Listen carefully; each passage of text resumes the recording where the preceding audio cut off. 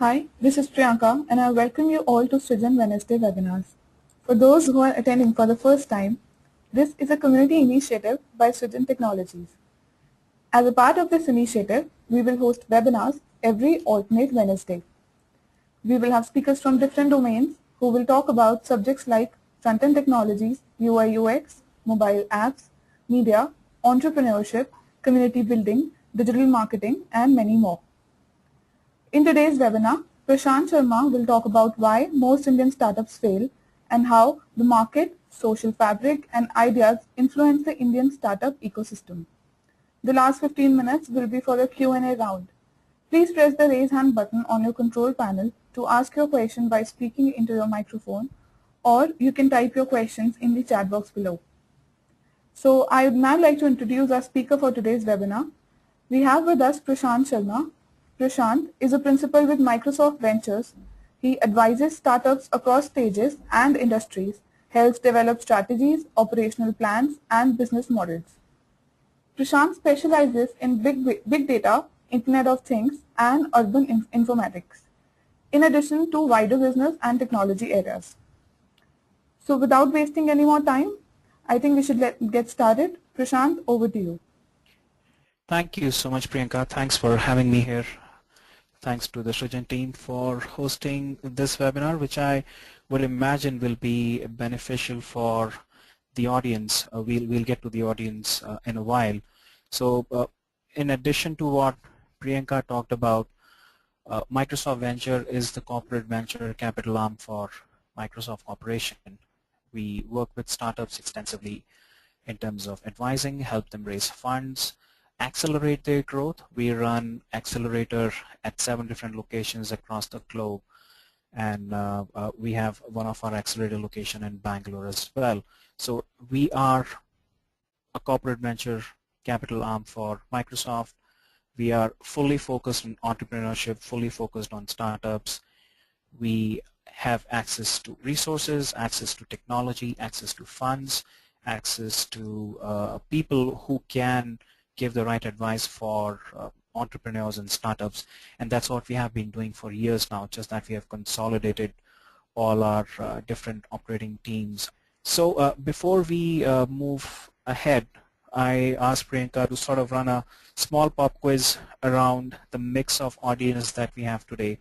It's important for me to know, we have a developer mix, do we have startups, do we have individuals wanting to start a company, so on and so forth, so that I can tweak the things I talk about or introduce concepts depending upon the mix that we have today. So, Priyanka?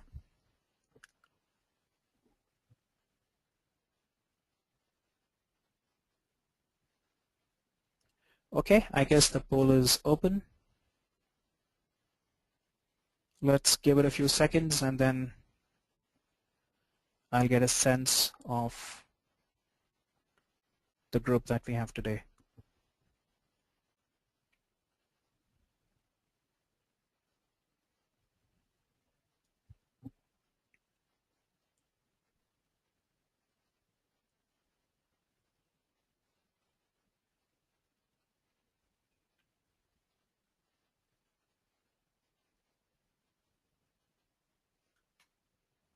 Let's give it a few more seconds.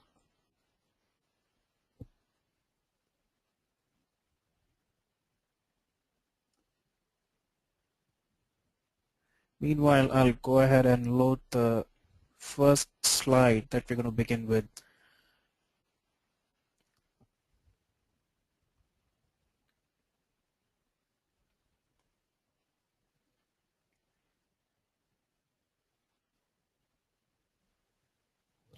Okay, so we have the poll results. 11% from IT background, 11% non-IT companies, 11% developers, 67% entrepreneurs. Wow, that's almost 6 to 7 individuals that we have today, which represent entrepreneurs. Priyanka, if not too much of pain, would it also be possible for you to just poll and you can share it subsequently of what stages of development the entrepreneurs that we have here today are from 0 to 1 years, 1 to 3, and 3 onwards, if you can. Otherwise, it's fine. Yeah, sure, I can do that. Just give me a minute. No problem. So let's kickstart. So it's been a very exciting journey for Microsoft Ventures so far, given our market positioning, given the fact we have been a technology player and a dominant technology player at that for a very long time. We have access to thousands of startups. We reach out to startups on a regular basis. Startups reach to us, and one of the common themes that emerge both in India as well as across the globe frequently are startups. What is that keeps you going in developing markets or in tough markets like India or Southeast Asia, to some of the more favorable startup or entrepreneur-friendly markets like the North America or Western Europe? We keep asking people at that defining moment, we keep asking people, what keeps you going? What decides the success? Is it the technology? Is it the team? Is it help from venture capital firms? Is it help from technology firms? What is one single reason that keeps you going? And that's what this slide essentially talks about. And invariably, 99.99% of the time, we hear back from people that say, we have the success that we enjoy today because we were able to take failure on our stride. We were able to maneuver, make changes without losing enthusiasm, without losing focus, without losing the sight of where we want to be. I know I was speaking with a startup last week, and they went through 39 stages or discussions before raising capital. On the 40th occasion is when they actually got the capital that they were looking to raise for their venture. 39 times the same pitch to different audience in a very close group community that most of the investors are, is really important. And it also is a pitfall when you are strongly charged and committed of an idea that you believe is trying to solve a problem which was more of a defining moment for you as an individual, or a problem that you see in regular life, in your day-to-day life, or you see a macro problem or a micro problem that you are thinking of solving, or you think you have a solution in a meaningful and in a reasonable way. That's when you decide that, yes, I want to be an entrepreneur. I want to start a company. As glamorous as it sounds, it is not easy. I would imagine the entrepreneurs that we have here today, irrespective of the segment, irrespective of the geography, irrespective of the social background or economic background they come from, one thing that keeps them going is their immunity to failure. That does not mean you try to do the same thing again, but essentially figure out new ways to try reach the end objective, the end goal, and how you go about doing it, not losing enthusiasm, sticking to the idea that you have. Obviously, very high risk appetite is what you need to be successful. And we have come across so many startups which we know had the winning formula, we know had the technology, we know had the skills, and all the tangibles that we believe would have made them successful. They lost the steam midway. They lost the enthusiasm. They lost the love for what they were creating. If it was a product or was it a service, they just lost it midway.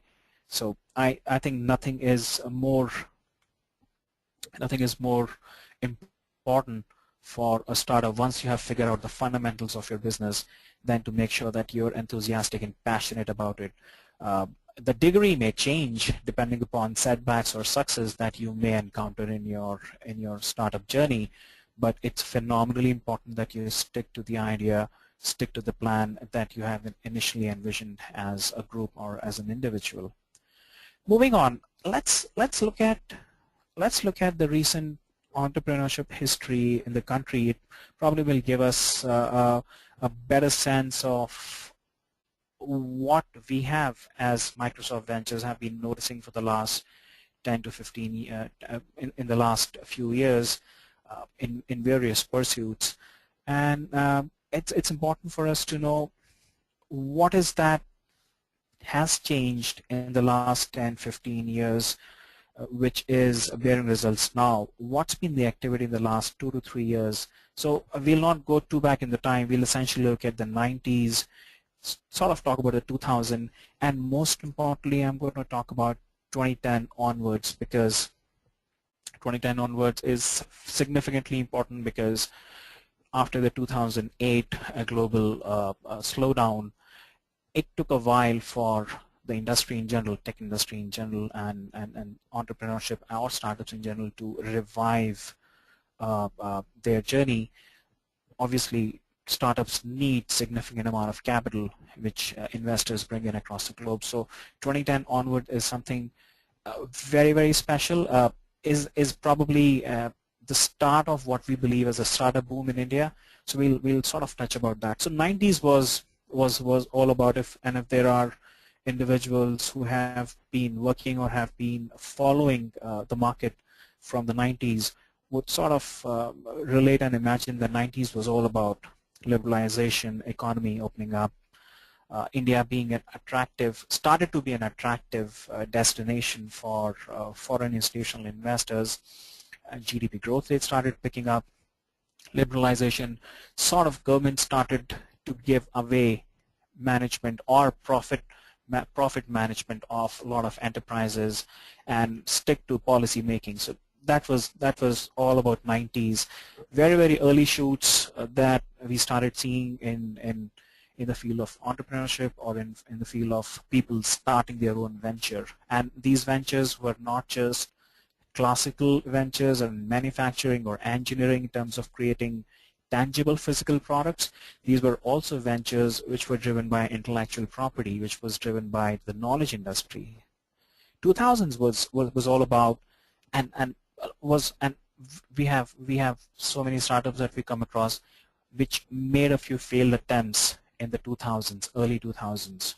That was a time when we had a lot of technology companies coming into India, multinational companies, as well as Indian companies which started growing big in scale, either through outsourcing or offshoring, or a lot of IT services play, and the BPO space started coming into India.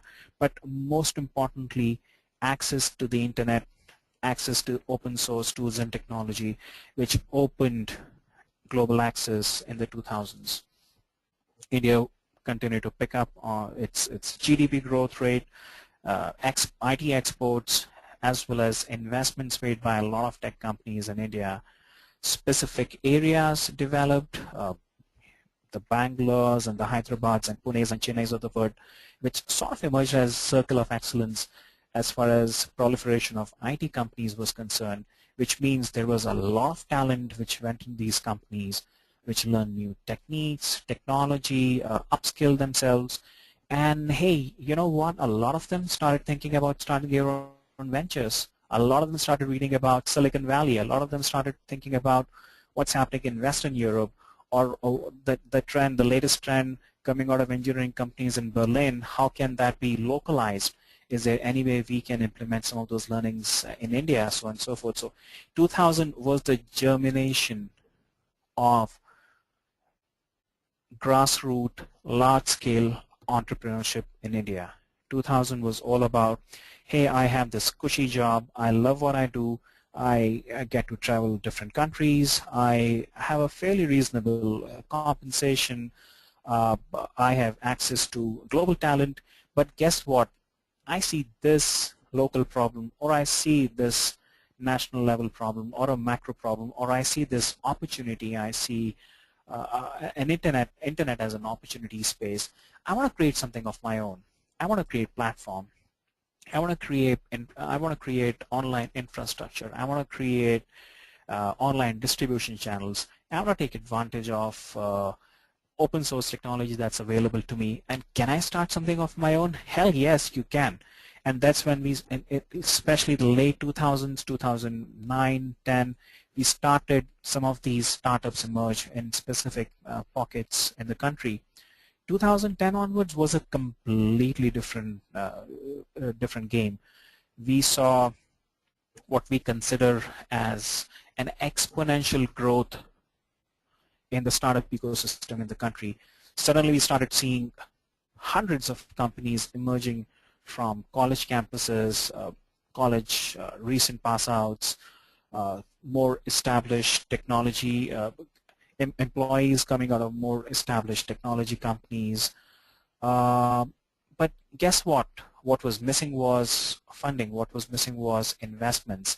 And starting 2007, 8, 9, post the recession, post the global recession, India and China primarily started attracting a lot of funds from global investors because some of the high net worth individuals, sovereign funds, large private equity firms still were looking for safe avenues for investment and growth of very, very large scale financial funds.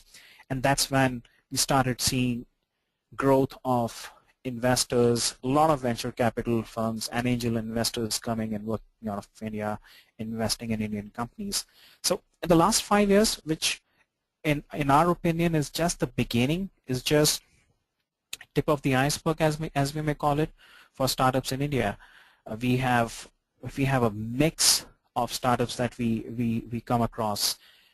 We have young, very, very young people. I'm working with a startup in Bangalore, started by a second year, third year college student to someone who is in their late 40s or early 50s, branching out of their high-paying jobs as a corporate executive, but trying to do something of our own. One thing that is still picking up in India, which we do see very, very prominently in Silicon Valley, is ability to fail fast, learn, and start all over again. Resources are available to everyone practically across the globe. Technology is available evenly and it is democratized across the globe. Access to funds no longer is that big an issue as it used to be 10, 15 years back. Now it's time for entrepreneurs in India to not to stick to old ways of doing things again and again and trying to expect a different outcome. The idea is succeed. If you cannot succeed, fail fast, learn from the failure, and make sure you implement some of your learnings from your past mistakes and see how you can improve and better your chances, favorable chances of being successful in the future. That for us has been really gratifying. Last 5 years have been phenomenal from startup ecosystem or entrepreneurship standpoint. There have been institutional investments, there has been accelerator programs which are either run by tech companies or owned by industry leaders, or there are independent accelerators and incubators as well. We saw a huge push from government and public sector institutions in entrepreneurship. There are specialized programs that people are enrolling for. So last 5 years have been phenomenal for the country so far from startup and entrepreneurship standpoint. Let's talk about the social fabric. Let's look at how has India as a society changed over the last few years. Has there been a radical shift? Have you been more open to failure? Is failure an option? Are Indians only focused on safe, cushion jobs, and there is nothing wrong in it, or are they open to experiment? Are they open to jump into what is entrepreneurship, trying to create something? Now, the end outcome could be improvement of services, introducing new product or services, of course monetizing it over a period of time. But what's been the change in our social fabric? What's been so different in the last 5 years that hasn't happened in the last 15 years? What I touched upon what I touched upon of the 90s and 2000s has actually led to the changes of India as a society. There has been phenomenal social evolution. based on our exposure, rise in growth, infusion of capital, changes in our own social structures, and how it influences our decisions. Global influences. When Indians go outside of the country, there has been a lot of Indians which have either been exposed to different technology, techniques, environments, and they have actually taken the pain of bringing it back to the country and trying to see if we can learn from some of those and how can we localize some of those developments. How many startups, and it would have been ideally been a pop quiz, but would certainly like to ask the audience, how many startups have they, or how many startups did they hear about in the early 2000s as opposed to what we hear now in 2010? We did a rough math. We keep playing around with data and information. There is a 12 to 1 ratio of startups proliferating now as opposed to 10 years back. It's not an accident. It certainly isn't an accident that we see or hear more about startups and funding and big economic times headlines of someone raising a Series A, Series B, Series C funds. It's not, certainly not by accident. There has been a change in social fabric which is pushing Indians to start something new, do something different, go beyond the traditional employment route, but to be a creator of employment for people. Of course, there has been large-scale public awareness. There has been high availability of funds and expert advice that you need to be successful. There are players like us as Microsoft Ventures, which fundamentally work with startups across stages, across sectors, as long as you are in the technology space, and specific help that you need. So we customize and tailor our engagement with startups for them to accelerate their learning to be more successful. And last but not least, it is all about corporate, public, private, and public sector partnership, which is fostering things like Startup Village that's coming up in Kerala. I was essentially referring to corporate public-private partnerships and public sector incubators coming up from IITs, IIMs, ISCs of the world to essentially foster entrepreneurship and as well as help startups accelerate their learning across stages. Startups which are finding it difficult to raise fund to help in implementation of go-to-market strategy, or wanting to know how to scale up their application downloads from 500 to 1 million a day, or 1 million or 10 millions a month, so on and so forth. So the start early, fail fast model as yet. Essentially, what it talks about is go with your strategy, implement it fast, raise seed fund or just about enough capital that you need for it to prototype or to pilot with your specific customer base. If it works, great. Stay persistent, make changes, tweak your strategy, reapply, try it 3 times.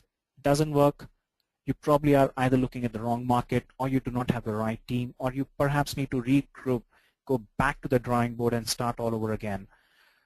One thing that used to be very detrimental to entrepreneurship and startup ecosystem 15 years back was acceptance of failure. We are doing a lot of good things, a lot of right things now, where we are coming back from a failed startup and starting all over again, and it's no longer considered to be a taboo. It's no longer considered to be bad. You are not looked down upon just because you had a failed startup. It's phenomenally important you learn from that event. You make sure you do not make that same mistakes again, and next time you will be a lot more prepared, learned, educated, and you would exactly know what to do, what not to do next time you get into a startup game. It's the second thing which used to come up very prominently among failed startups that we have come across is them asking for help. For some reason, many startups that we have come across would not voice out for help. They actually thought it may be considered demeaning, it may be considered to be lack of our knowledge, or perhaps we are not ready for a startup, and that's the reason if you would ask for help, probably people won't know what we are doing. That's not quite true. Understanding that you cannot know everything is phenomenally important. Understanding what your strengths and weaknesses are is phenomenally important. Most importantly, when you do not know, you need to ask. And that's why accelerators as well as companies like ours, and there are many more such companies which are playing in the same space, it's phenomenally important for you to reach out to such companies, specifically ask for help from investors, venture capital firms, angel investors, and seek their opinion. They know something. There is something that they can bring to the table which you probably are not exposed to at this point in time. Imagine a 23, 22-year-old guy fresh out of college after his or her MTech or master's, and trying to create a web startup. I know nothing about operations, nothing about global finance, knows nothing about fundraising. It's all right. You need not know everything. And that's why you have specialized teams and people like us to help you understand those concepts, not just from a conceptual understanding, but how to go do that in the market. People come to us, tech startups, people come to us and say, hey, I'm really good in creating this robotics application which is going to transform how we look at supply chain in large warehouses, but I do not know how to market it. It's all right. It's perfectly fine for you to go and ask, because in that case either we help you provide that support, or we help you find people who can provide you that support, so on and so forth. So one trend that I do really see emerging, I want to see more, is start early, fail fast. One thing that keeps coming back to us, and a lot of investors, which are essentially global investors, keep asking us, hey, you have local problems. Shouldn't you have local solutions? Would you need help of global startups or global enterprises to help solve local problems? Or there are ways of getting things done locally? And hell yes, the answer is absolutely yes. We have a lot of startups which create localized products and services. The products and services may not find application in China or in South Vietnam or in France or in Germany, which is all right, as long as you have a certain market segment which is scalable within Indian context. Phenomenally important. Which takes me to the next point. One size doesn't fit all. You may not always find a product, you may not always create a product or service which will have global acceptance. It's all right.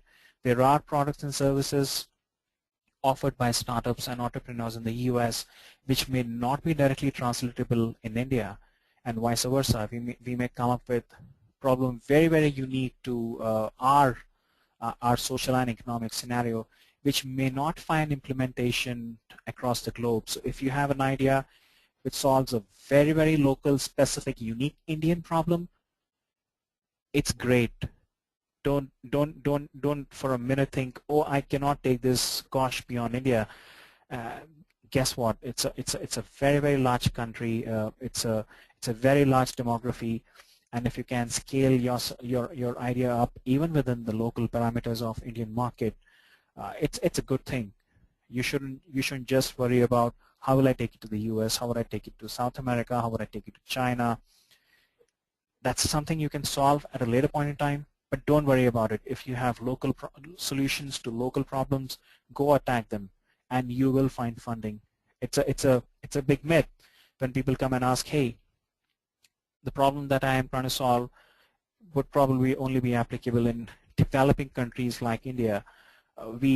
I know I'm working with one of the startup which is coming up with a specific solution focused on healthcare segment, which will only be applicable in Africa and India.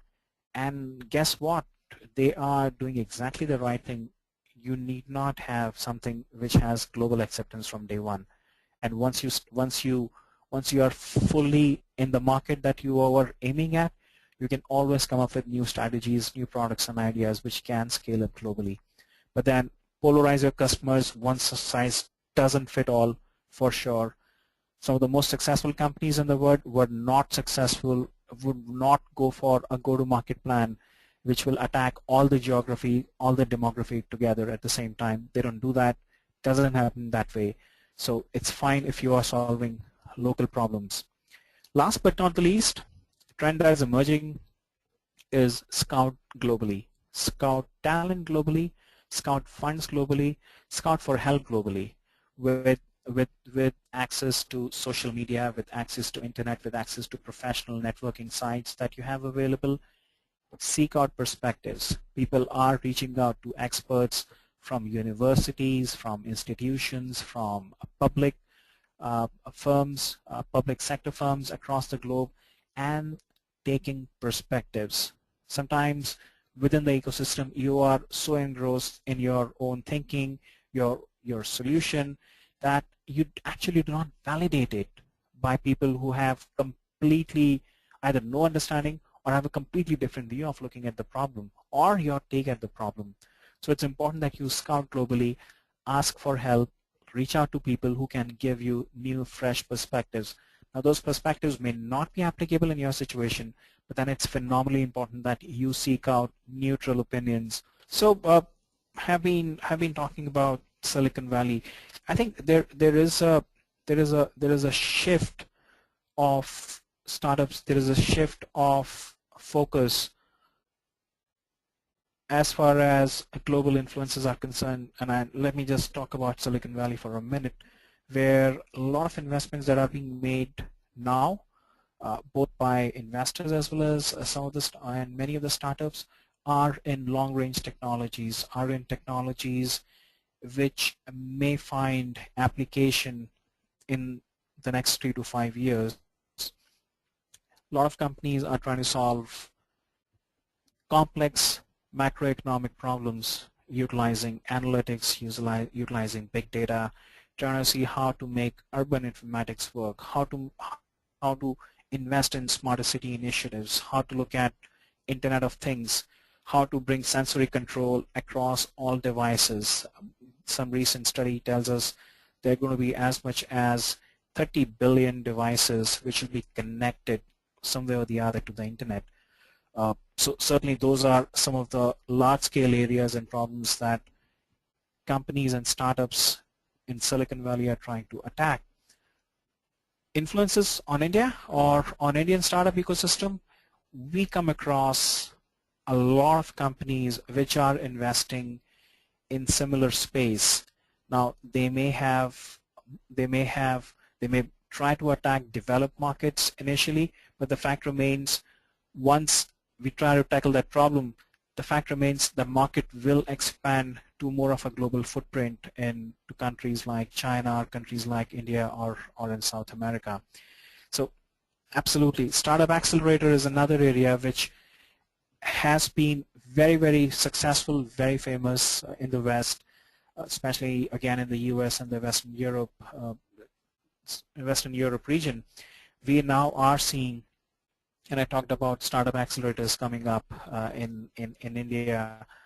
I know at least 3 new startup accelerators coming up in the country in the near future. So corporate incubators as well as startup accelerators will continue to grow and will continue to influence and expand onto new geographies like India and China, so on and so forth.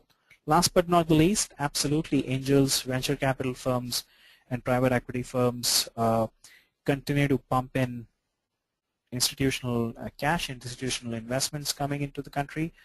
I don't foresee that changing significantly. Angels, venture capital, and private equity firms investing capital in India, in the country.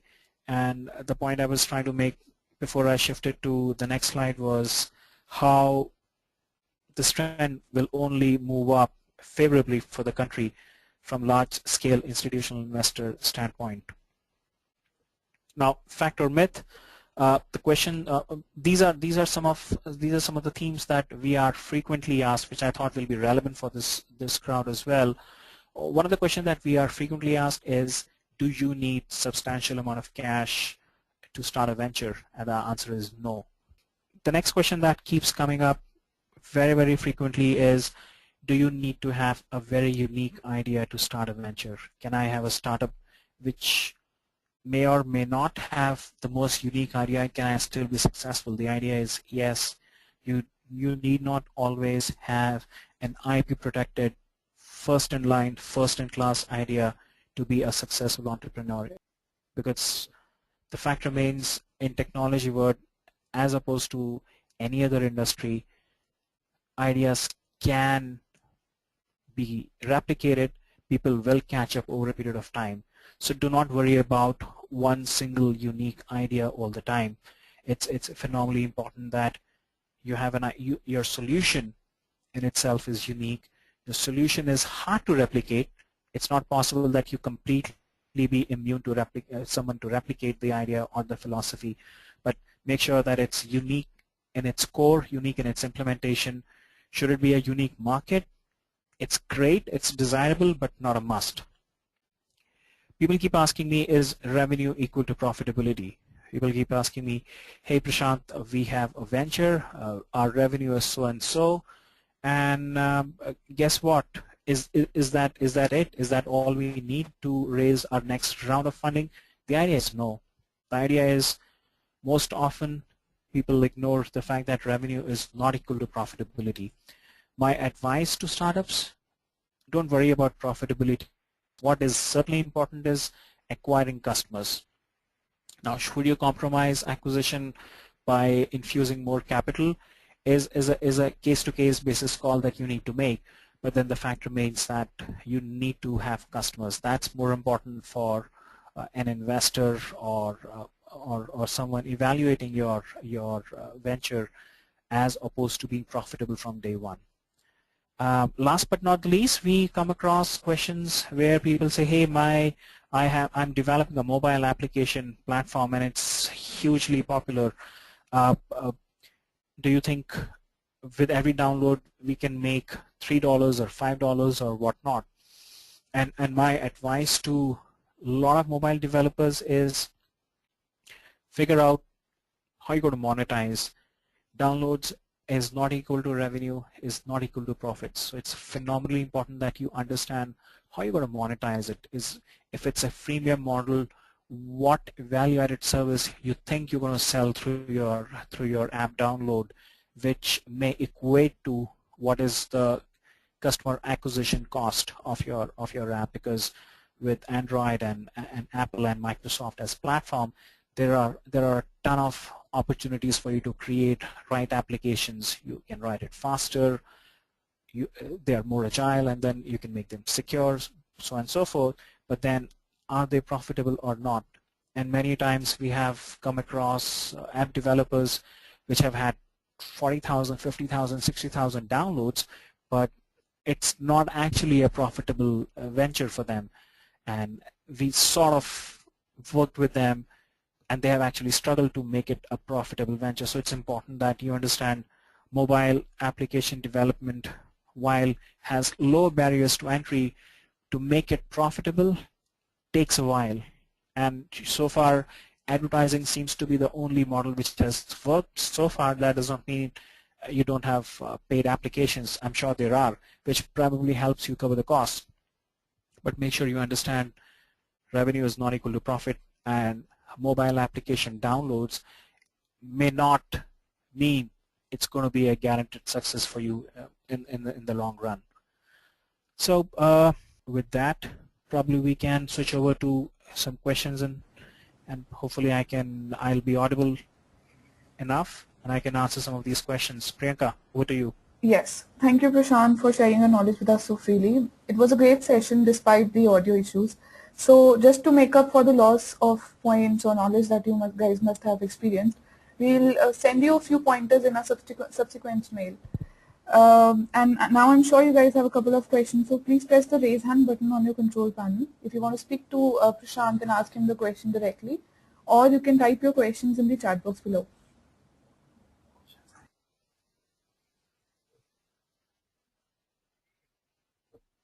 So a question just came in for you, Prashant. Ajay is asking, does a startup need to be having one big idea, or it can still make a success out of many small ideas? it is desirable for you to have one idea. So the premise is, if you're a startup, you have limited time, limited cash, limited team. If you have multiple ideas which you are trying to which you're trying to run, you probably will be spread out too thin. You probably will not be able to do justice to all of them. It's important that you pick your high value opportunities. Let's say you have 6 ideas. Unless they all are connected, then you should be able to sequence it in such a way that you look at your high potential, high value idea first, make them successful, hit the ground running, make them operational, and then you move on to the next one. Usually it's desirable to start with one big massive idea, which probably will give you higher returns over a period of time. But had there been startups which have worked on multiple ideas? Yes, there are, but not too many of them. So my suggestion, unless they are interconnected in some way or the other, you can work on them concurrently. If they are not, my advice to you would be pick on 1 or 2 high value opportunities, make them work, make them successful, and then move on to the next. Does that sort of answer this question, or is there anything? Is there a follow-up question to that? All right, thank you, Prashant. Ajay, if you have more questions, please feel free to type in. So we have another question by Saraswati. She's asking, she's saying, I write on Indian startups and so far have limited success in getting startup founders of failed startups to speak. Why do you think this is so? I think when I talked about the social fabric aspect, I think as a society we sort of need to start, if not celebrate failure, at least accept failure. I think it still is a big taboo where people don't often come out and openly talk about failed startup or failed ventures, as opposed to countries like the US and in Western Europe especially, where we have come across a lot of, and we meet up startups and entrepreneurs in various occasions, and they actually are given equal footing when it comes to their next venture. In India, it's so difficult. If you had a failed startup, probably you're not going to raise a dime next time you go out and start another venture, no matter how intelligent and how evolved you have been through that experience. So I guess that's the biggest bottleneck. But the fact remains, and we have seen at least in the last 2-3 years, it's been our endeavor as well to sort of encourage people who have not made or have hit the ground running or have had a home run last time, and we often counsel and speak with them and say, it's all right, you need to understand, here were the scenario, here were the circumstances, this is what led to one thing to the other, to the third, to the fourth, and look, the fact remains, with about 6 to 7% of success rate, not that every startup is going to be successful. Doesn't work that way, and that percentage doesn't change too much across geographies. If the thinking is all startups in the US succeed, it's not true. All startups in all developed countries succeed is not true. So you have a very valid point. It takes us a lot of time to reach out to some of these startups, and you know what? Sometimes we find the best talent out of some of these failed startups, which either you can re-energize and plug them back in, or can utilize their expertise and experience in some of the other startups. So I think it all boils down to social acceptability of failure. You need not celebrate failure, of course, but then should you be more welcoming, should you be more accommodating and understand things rationally, as opposed to outrightly rejecting you cannot do it and that's why you failed. And I think things are changing, things are evolving, but that's been my impression so far. And it's not easy for you to pull some of the failed startups or entrepreneurs from the dark and say, hey, you know what, it's all right, it's fine. Let's talk about your learnings and see what you learn and what is that you will do or what is that you will not do the next time. So yeah, I don't know if that answers your question. So it's a great question. If you have a follow-up, please shoot at me. I'm really eager to know what you think. All right, thanks, Prashant. In the meanwhile, we'll take another question by Shweta. She's asking, what if investors don't find your idea interesting? How do you sustain till your idea starts getting profitable? Investors, so typically when investors don't find you attractive, you need to do two things. If I were you, I'll make sure I reach out to a neutral individual for perspective and see is there a viability to my idea or not. It could be someone like us who frequently work and work with and interact with a lot of startups. That's point number one, to make sure you have a neutral opinion, neutral voice looking at your idea. Secondly, don't be disheartened if you do not raise fund the first time you knock on the door of an investor. I was reading somewhere which says for every successful venture fund that's being raised, there are about 15 to 18 attempts made by the individual going from one investor to the other. On the 18th or 19th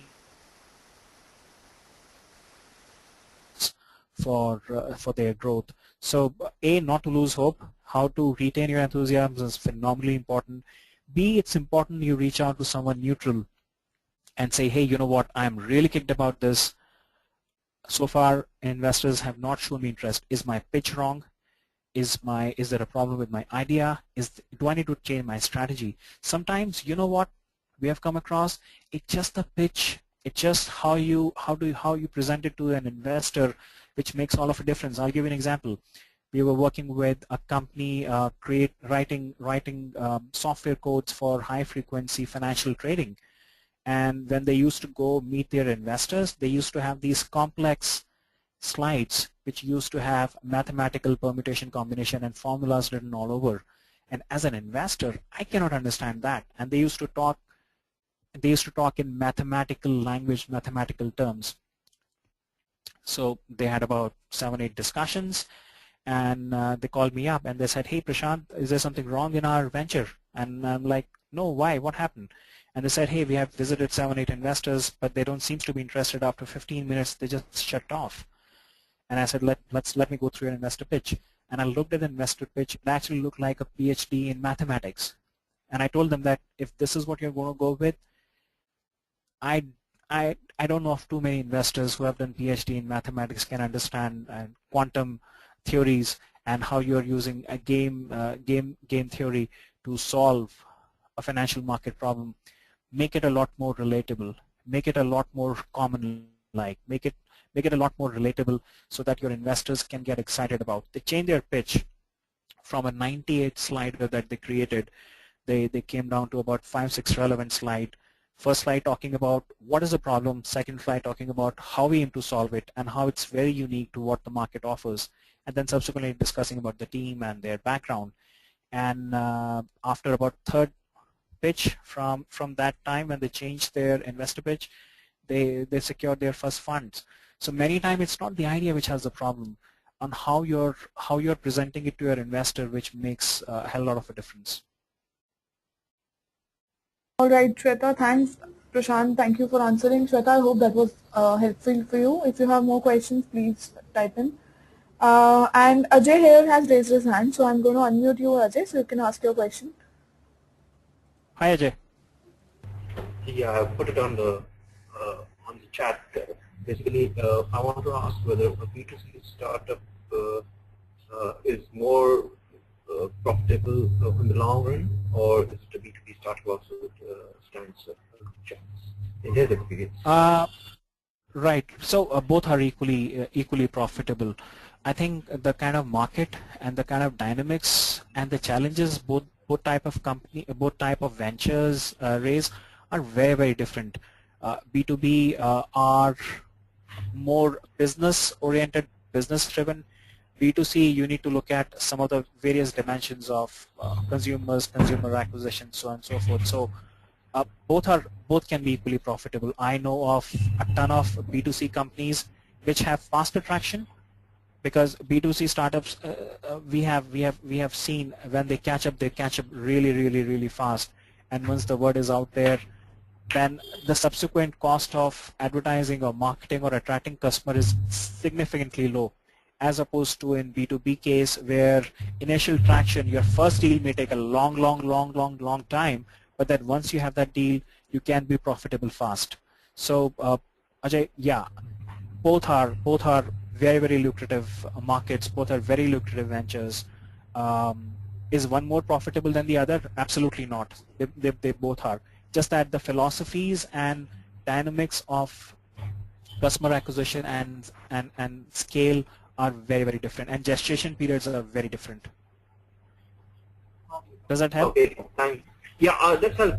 Just one more follow-up question would be, Sure. In your experience, what trend is catching up? Do investors look more for B2C this thing, or do investors look more for a B2B? You're talking about India? Yeah, India. I would say investor flavor is something that sinusoids and fluctuates. So if you were to ask me this question a year or a couple of years back, I would have said B2C was in specific industry was dominant over B2B. But then things are averaging out. I'll give you examples. Let's say if today you are a big data player, which primarily is a B2B play, there are a lot of investments that are warming up to B2B players, as opposed to, let's say, the e-commerce industry, which was essentially a B2C player, right? But then which saw a lot of investments in the last 2 to 3 years. In fact, several rounds of funding subsequently to earlier rounds have happened.